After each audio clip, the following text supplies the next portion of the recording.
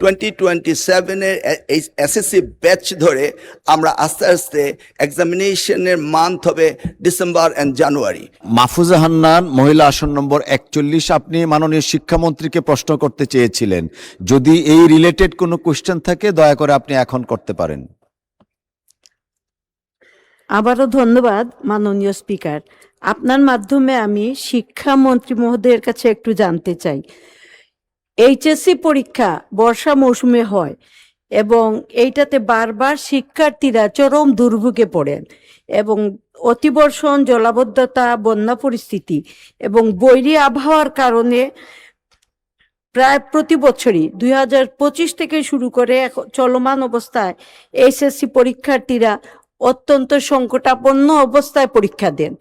পাশাপাশি তাদের সংকট দুইটা, একটা হচ্ছে আকাশে একটু বিদ্যুৎ চমকালেই ইলেকট্রিসিটি চলে যায়, একে তো অন্ধকারে পড়তে হয়, তার উপরে বর্ষার পানি ঘর দরজায় অনেকে ঢুকে যায় এবং শহরে যারা আছি আমরা হয়তো অতটা উপলব্ধি করতে পারি না, কিন্তু গ্রামের অবস্থা খুবই করুণ।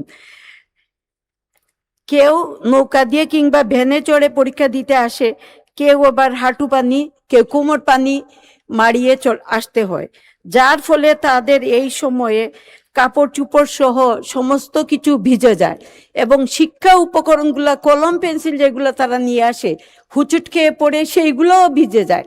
তো অনেক ক্ষেত্রে আমরা দেখতে পাই যে আমরা সাহায্য করি ঠিকই আছে তাদেরকে কাপড় দিয়ে অথবা কলম দিয়ে অথবা সময় দিয়ে, কিন্তু আমার প্রশ্ন সেটা হচ্ছে, যেহেতু এই অবস্থা এই বর্ষা মৌসুমে থাকবেই, কাজে মাননীয় শিক্ষামন্ত্রীর কাছে আপনার মাধ্যমে অনুরোধ, আমরা কি শিক্ষাবর্ষের সময়টাকে একটু আগাতে পারি না অথবা পিছাতে পারি না?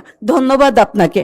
ধন্যবাদ মাননীয় সদস্য। মাননীয় শিক্ষামন্ত্রী, শিক্ষাবর্ষ আগানো বা পিছানোর ব্যাপারে প্রশ্ন ওনার। ধন্যবাদ।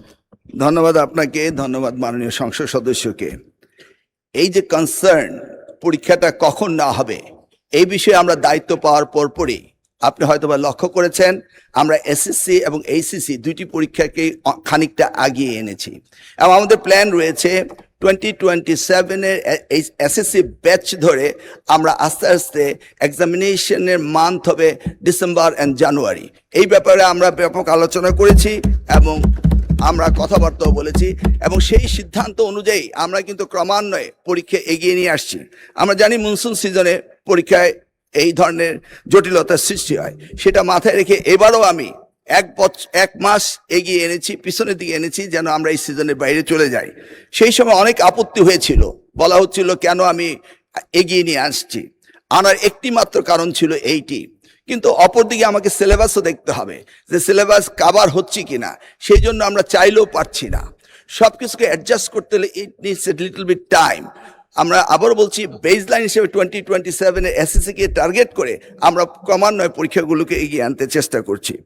আজকে যে বৈরী আবহাওয়াতে যে ক্ষতিগ্রস্ত হয়েছে, আমরা ইন্ডিভিজুয়ালি প্রত্যেকটিকে লোকেট করে এবং কোথায় কি ব্যবস্থা নিতে হবে সেই ব্যবস্থাগুলো আমরা নিরূপণ করে ব্যবস্থা নেব।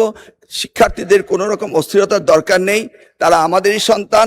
আমরা তাদেরকে কিভাবে পরীক্ষা নেওয়া যায়, কিভাবে তাদের রেজাল্ট ইমপ্রুভ করা যায়, সবকিছু আমরা দেখব। ধন্যবাদ আপনাকে মাননীয় স্পিকার। আপনাকে অসংখ্য ধন্যবাদ মাননীয় শিক্ষামন্ত্রী।